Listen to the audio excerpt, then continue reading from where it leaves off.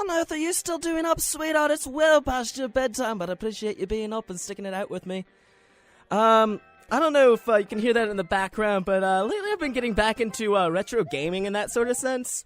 It's been a bit of an adventure. See, I don't really have any of those old-gen consoles with me down here in Cincinnati, and so that being said, it's been difficult to, get some time with these games, which I do love. I love those old games, honestly.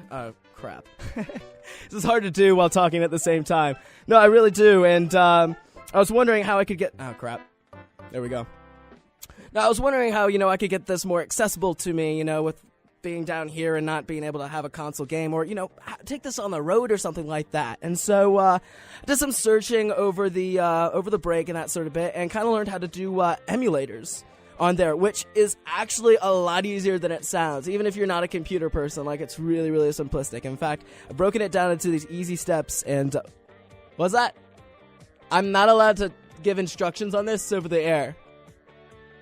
It's not technically illegal. I mean...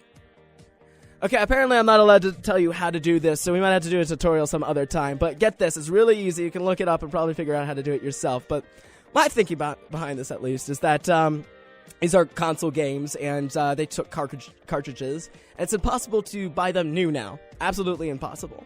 That being said, the manufacturer is never going to be receiving any more money on these titles unless you try to purchase a copy through your Wii U system, which I know is becoming quite popular, but I don't know too much about that, to be honest. That being said, though, I mean, what if you really want to play Earthbound, and you're not willing to shell out the $150 it'll likely cost you to track down a cartridge? I'm not kidding about that either.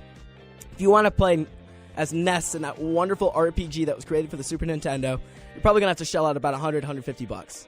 And that's just way too much in my mind. I don't have that kind of money. So, again, it goes back to these emulators right there, and I was able to find one that not only is a Super Nintendo, but it also has a Game Boy Advance, a Nintendo 64, a Sega Genesis, and even a Nintendo, the original one. That being said, I was just enthralled with being able to pick up all these old titles that I used to love, and in fact pick up a whole bunch of new ones that I never got the chance to play.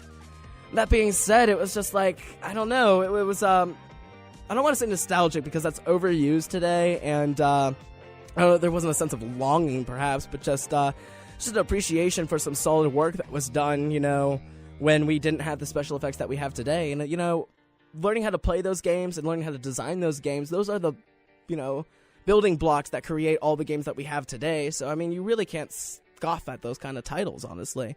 And so that being said, it's really gotten me interested, see if I couldn't start making my own RPGs and that sort of fact right there. Because, again, it's very easy. I've been playing Paper Mario, I've been playing Chrono Trigger, and, of course, Earthbound. Wonderful, wonderful game. If you haven't played Earthbound, you really need to pick up that title. And... if you think your computer can't handle this kind of stuff, let me just put this into perspective for you. Mario Kart. We all love Mario Kart 64. We've all played that countless amounts of times. How much memory do you think something like that would take up? You know what? I won't even let you guess. It was about 6 megabytes or so. Yeah, 6 megabytes. So, if you have a halfway decent computer, or even a really crappy one, you might be able to pull this off still. It's insane. I was so completely thrown. And the Super Nintendo, it's even less. And the Nintendo, don't even get me started. It's like 1/100 of a megabyte or something like that. It's just absurd. That being said, though, really fun to have this on a portable system, and you can get yourself, I got a Bluetooth controller, pretty cheap too, and you hook that up, and it just goes.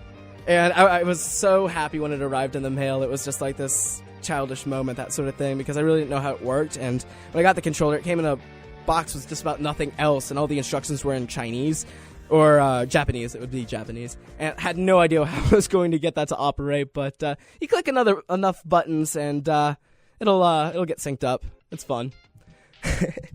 That being said, I've been having a lot of fun with that, so if there's any titles out there that I may be missing, I'd love for you to get in contact with me, let me know what I need to play in that regard, as well as, I'm pretty serious about trying to make some games at some point, maybe have that as a capstone project or something like that, but those RPGs, you think back to the Game Boy Pocket and those really old Pokemon games. I mean, those are very basic, simplistic games, but they're still cherished today. And that being said, it's a great way to tell a story, and that's what I saw definitely in Earthbound, was this potential to tell a story on a different kind of platform altogether, and just have that be the basis to have this interactive experience in a dense world. And again, the potential for this is very, very high, especially considering that, these aren't really graphic-based games. The 16-bit still holds up today. It doesn't bother me, frankly. I did try playing Doom for the Super Nintendo, and I mean, every system has its limits, you know what I mean? That sort of sense, but I think that it could be a lot of fun to, work with that and learn how to do that in the very least, and it's a skill. So I don't know if anyone out there listening is interested in making games or knows a bit about programming, but I'm going to be starting from scratch here and trying to figure things out, and would love to work with someone who had some creative facets and some passion to do this with me. That'd be cool. That being said, though, the winter did provide me the time to play a whole bunch of crazy games and that sort of thing, try to catch up a little bit, and I do have to say, I picked up a title called The Evil Within, and if you're familiar with this title, you probably hate it. That's what I've gotten. It's a general consensus that despite it got great reviews, most people hate this game. And why is because it is so freaking hard. It is so hard, and it is unforgiving. And that's just not how gaming has really gone lately. It's so linear and simplistic now, and it's difficulty that it really doesn't provide much of a challenge, but this Evil Within game, not only is it really, really hard, but it is scary. It has some really scary elements. And I'd love to share this experience with you, at least, is that I was playing it one night, and I'm pretty sure the lights were even on, and there were people in the room. And, the door comes open, and they're like, I hear something. And you're, looking, and I don't see anything. I don't see anything. And they're like, he's coming. I'm like, I don't see anything. What? What is coming? I see the doors open, but nothing came through the door. Then out of nowhere, I literally mean out of nowhere, invisible, not invisible. All of a sudden, right in front of my face, he grabs me, throws me on the ground, twists my neck, kills me on the spot. And I jumped out of my skin, because it's those great moments where you're focused forward, and they do that in films a lot. It gets really quiet, and so you're looking forward, trying to see some sort of anomaly in the frame or something like that, and then whoo! Really gets you going on right there, and I loved it. I ate it up because I love getting scared in that sort of sense like that, but oh man, I had to put the controller down for a while right there. If you're into difficult games and would like to check it out, the art in it is pretty fantastic. The story is something to be desired. It's not polished or something like that. I don't know. I really don't understand the plot right now. You're crazy maybe, and you're going through these horrible, horrific scenes. That's what I've gotten so far, but it's been pretty fun. Pretty fun thus far. So probably gonna keep that up. I think we're gonna head over to quick musical break. Probably have to cut the show off after that. So I feel like listening to some Beck. I don't know about you. Maybe mellow the tone out a bit before we go. So here's Girl.